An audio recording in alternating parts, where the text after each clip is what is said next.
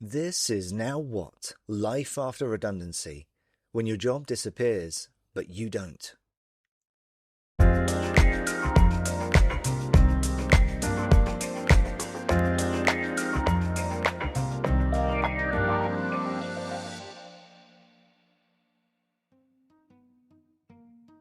Hello. I'm Stevie, and you're joining me on my journey through and hopefully past redundancy, where I'm regularly asking myself the question, now what? And if you've ever found yourself aggressively reorganizing a drawer that was already perfectly fine just to avoid thinking about your job search, I've not done that. This show exists for anyone navigating redundancy or career transition. You know, that weird bit where you're still a functioning adult, but your brain decides in the middle of the night that that's the right time to recalculate your entire professional worth based on a LinkedIn notification. Each episode is part practical, part perspective, and mostly just trying to make the whole thing feel a little bit less lonely.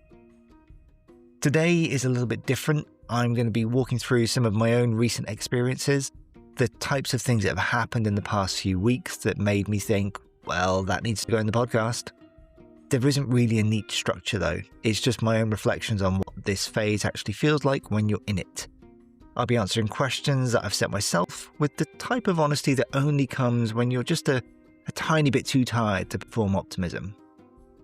But before we get into it, if any of this lands, please hit follow or subscribe wherever you're listening. It really helps the show find other people who are also wondering if they've accidentally invented new types of anxiety that therapists have yet to hear of. And if you want to meet others going through the same thing, head to theinvisibleq.co.uk, because sometimes you just need to know that you're not the only one refreshing that empty inbox. Right then, let's get into it.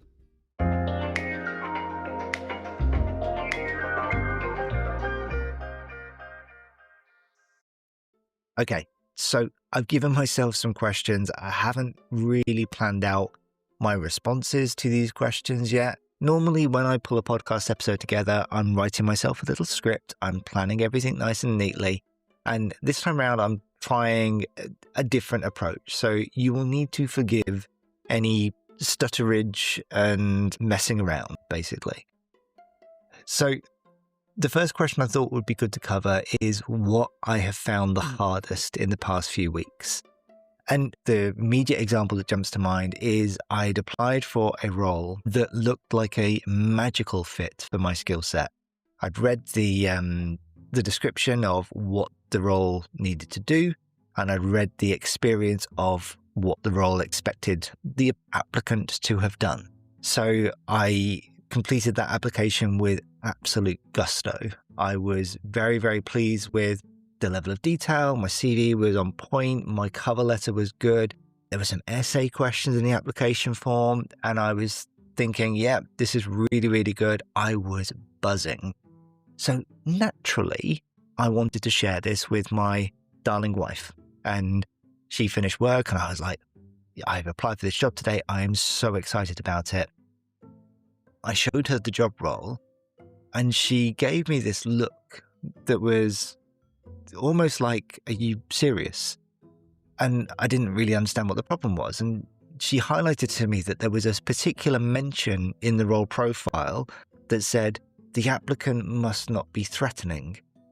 And that made me go, oh.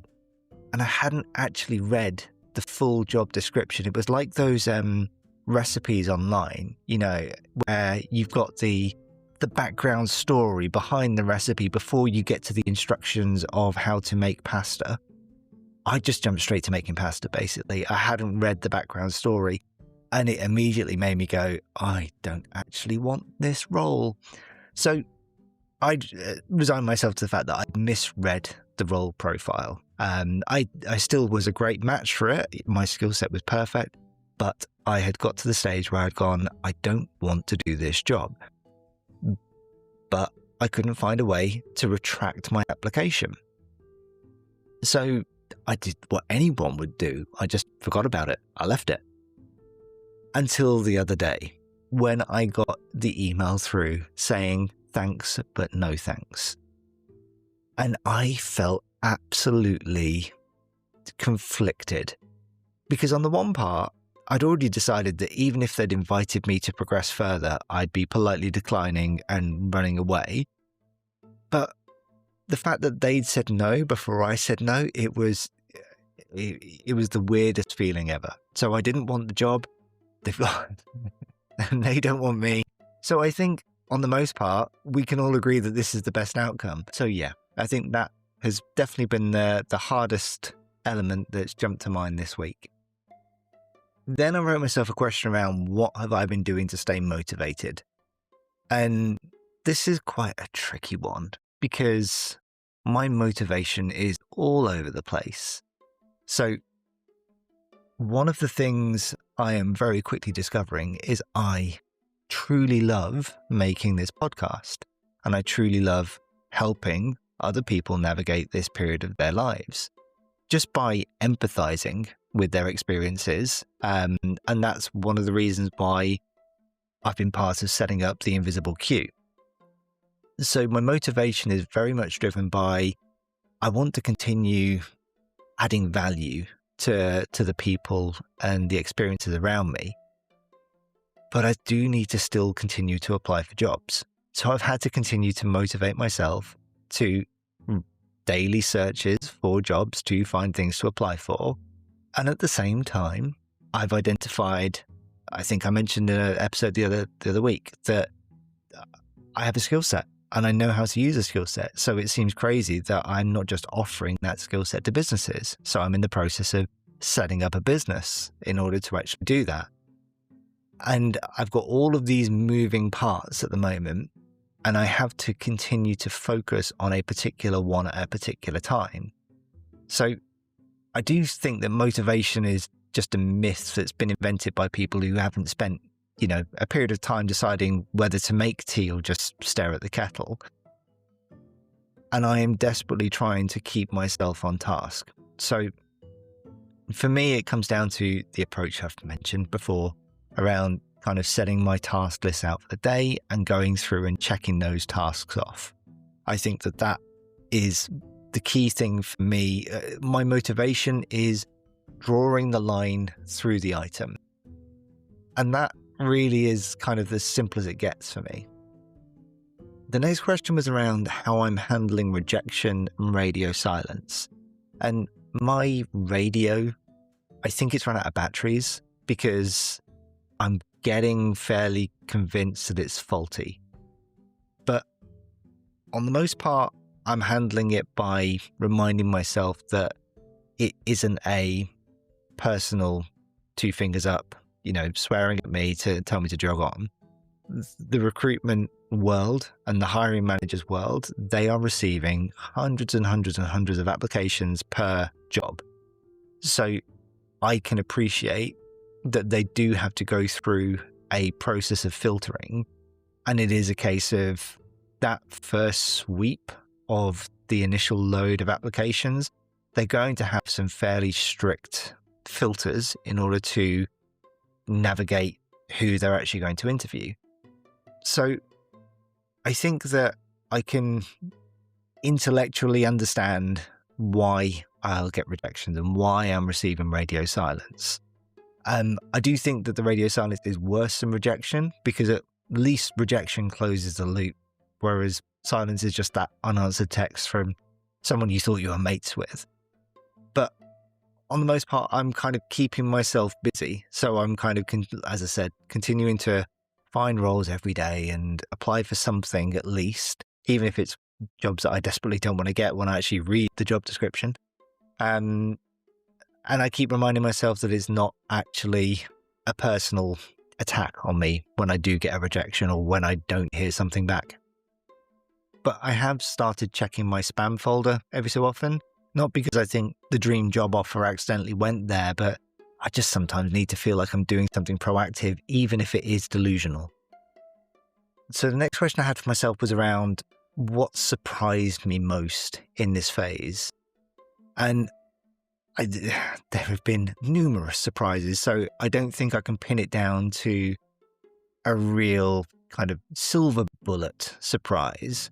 But the one that I've reflected on most recently is I feel surprised at the amount of enjoyment I get that isn't related to the job search, which is kind of obvious when I actually hear myself say that, but let me elaborate slightly.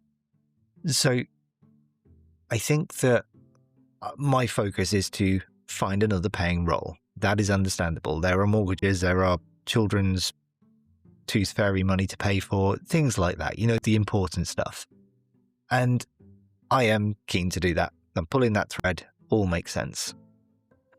I have an ongoing element of guilt at the same time for the amount of joy that I take from networking with other people, from doing these extracurricular activities that are kind of leveraging my professional skill set, but at the same time, they aren't earning me any money. So there is this ongoing kind of cloud of guilt, and that has been an element of surprise because I think in the romantic vision of what a redundancy period would look like, I thought, oh yeah, learn new skills and meet new people and do new things, and those are things that I'm doing. But I feel guilt at any point where I am not actively job searching, and that is a bit of a rubbish surprise to have. So yeah, that's a bit of a Debbie Downer surprise. But I have been surprised. I'm trying to think of a positive spin here. I have been surprised by how many people want to help, and kind of the positive support, mostly from kind of friends and family members, and kind of contacts from folk that I haven't heard from in years, reaching out to me on LinkedIn. It's been amazing. But most impactful has been the people who want to help, who are on the same journey. And that has been absolutely amazing. And I've had conversations with folk that I'd have never crossed paths with if it hadn't been for this experience. Then I was going to talk about what has been one thing I've learned recently that's actually helped. I seem to pick up very odd tidbits of learning every so often. So I was reading a thing about running effective workshops, and when you're trying to make a decision, the 2 pizza rule. I think it's Jeff Bezos who came up with this one. But it's that thing of if you're running a workshop that's aiming to get an outcome, and the attendees of that workshop can't be fed by 2 pizzas, i.e. if you have too many people, that 2 pizzas isn't going to cut it, that is not an effective workshop. And that one stuck with me recently. But more practically from my side, I think that I've been learning a lot about kind of networking. It was always something that I didn't actively do because, again, that safety in an existing job, I'd never had a real drive to network before. It was a comfort zone scenario. And I've learned that reaching out to people in an genuinely inquisitive way is a massively wonderful thing to do. And then what's my plan for the next few weeks? As I'm about to say this, I do hear myself kind of fall into that cliche of if you don't do something different, you get the same results. Nonetheless, my plan is to continue applying and continue showing up. And to keep up the pretense that I have my life together when people ask, which is the same plan as I had last month, but it's better optimism and better biscuits. But in reality, my plan is very much around supporting the growth of the invisible queue, supporting the growth of my business. Got plans to write a book that I've got the very, very rough draft of. And kind of, I like the thought of creating something and building something. So I want to lean into that. But at the same time, I need to continue to search for that paying job. So that's my plan over the next few weeks, to continually balance those 2 things.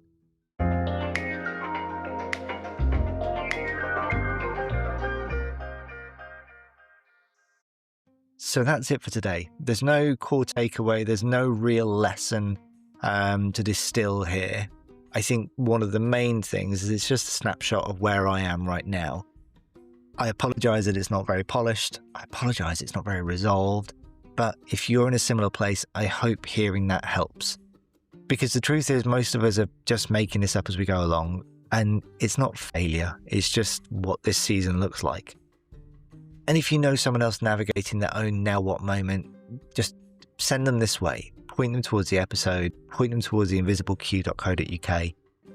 It's going to be helpful to see other people experiencing the same things.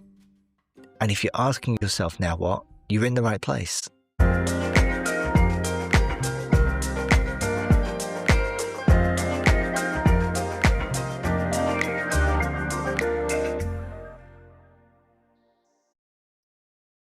Before you go, if any of this has been useful, please do me a favour and follow the show wherever you're listening. And if you've got 60 seconds and an opinion, leave a review. It helps other people find the show, and it also stops me wondering if I'm turning into some sort of audio hermit. And if you want more than just my voice turning up in your ears once a week, head to theinvisibleq.com. It's a support platform for people navigating redundancy, built by people who've actually been through it and remember how strange and exhausting the whole thing is. But for now, thank you for listening. Until next time.